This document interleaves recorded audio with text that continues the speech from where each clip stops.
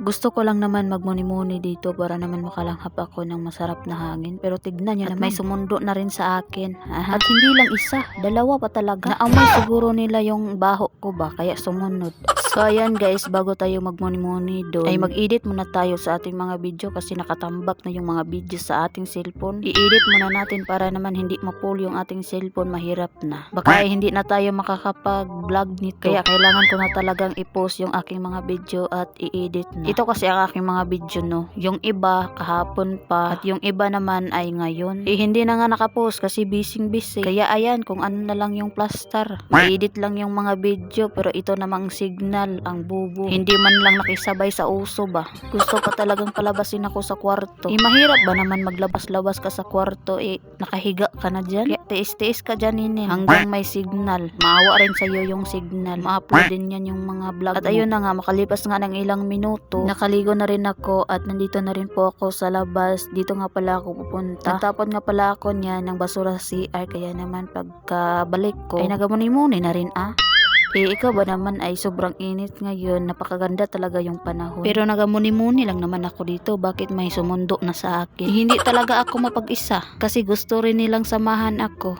Siguro naaamoy nila ako, kasi hindi lang isa yung sumundo sa akin, dalawa pa. At tignan nyo naman, akala ko hindi sila makakaamoy sa akin, nakakaamoy pala. At ayan ay naglalambing na rin. Hindi talaga ako makakapagmuni dito kapag ako lang, kundi tatlo kami. Mahirap ba naman kung tabuyin mo? Hindi naman yan sila aalis lang yan kung aalis ka din. So diba gaya-gaya yan. Palagi lang nakakabantay sa kamera si Tofi. Akala mo naman may-ari ng cellphone kasi palaging binabantay yan. Ito talaga si Tofi, hindi siya takot sa kamera pero si Lexi ay mahirapan ka talagang magpusing-pusing sa kanya. Kung gusto mong magpipicture-picture sa kanya ay hindi magtingin sa kamera, pabali-bali ra sa mata. Diba? Makalipas nga ng ilang minuto ay umalis na rin po ako kasi hindi naman ako makakapagmuni kapag ako lang. Gusto rin makikisali yung dalawa. Kaya ang ginawa ko na lang ay pumasok ako sa aking kwarto para naman makapag-prefer na. Kasi ngayon, for today's video ay busy-busyhan na naman kami. Ay by the way guys, itong video nga pala ito ay kahapon pa. Ngayon ko lang na-edit. Hindi ko kasi pwedeng i-edit kahapon kasi nga busy kami. Kaya ngayon ko na lang po i-edit. Pero ang pag-upload nito ay siya mantalan. Baka bukas pa itong ma-upload. Kasi nga sobrang mahina dito ang signal kaya naman magtitiis talaga ako. Ipalabasin pa talaga ka sa kwarto bago ka maka-upload ng mga video mo. Kaya naman for the go. So ayan na nga, makalipas nga ng ilang minuto, naghanap ako ng aking lipstick. Ay nahulog pala sa ilalim ng aking katre kaya naman hindi ko kaagad kinuha kasi tinatamad.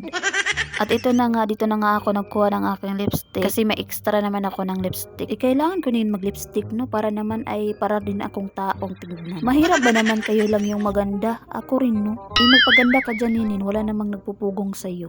Okay. At tayo na nga, nilagyan ko nga ng BB Lepra. Oy, kay isa raman, lisod pod. Butangan ni mog is, nga isa raman. Uy. Ninin ay gay bladera okay ra na. Pagpasensyahan niyo na yung aking video ngayon no kasi medyo madilim. Hindi ko talaga alam kung bakit madilim dyan. Siguro sa cellphone ko to. Kasi yung cellphone ko is walang samot. Paminsan-minsan ay mahayag, paminsan-minsan naman ay maitim. Hindi ko tuloy maintindihan yung aking cellphone ngayon. Gusto ko sanang basagin kaso wag na lang. Wala naman akong pangbili kaya naman hindi ko na lang binasag. Mahirap ba naman ngayon magbili ng cellphone na wala kang pera? Kaya naman hindi ko talaga binasag at ito na nga yung aking mga coins. Mga 20 na lang talaga yung pera ni Nini. Yan na lang po yung aking naipon ngayon for today's video. At ayun na nga, nung pumunta nga ako ng salay, ito yung nangyari sa aking relo. Kabago-bago pa, ay sira na. Hindi pa naman sira yung ano niya. Pero yung kaukaw niya ba? Naputol ba naman? Nagigpitan kasi ng paghawak ng lasing kaya ayun, nasira yung kaukaw niya.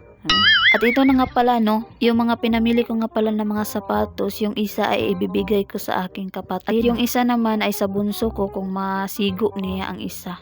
Kung hindi, ibigay sa iba. Huwag mong pilitin kung hindi magkasya sa'yo. Okay. At ito na nga no, ito nga pala yung nabili ko sa ukay-ukayan na tag 100. Ang nakaano lang nito, yung lapalapan niya ba ay medyo hilis na. Kaya okay lang yun. Mag-smile ka lang dun, okay na. Okay. At ito nga pala yung aking nabili na mga sapatos no, simula trabaho na ako dito sa Cagayan. Yung iba dyan ay ibinigay sa aking amo at yung iba naman ay binili ko, syempre. Hindi naman ako umaasa sa mga bigay-bigay no, kailangan ko ding bumili sa sa aking sarili. Para naman kung hindi na ako magtatrabaho, ay may ipagyayabang ako.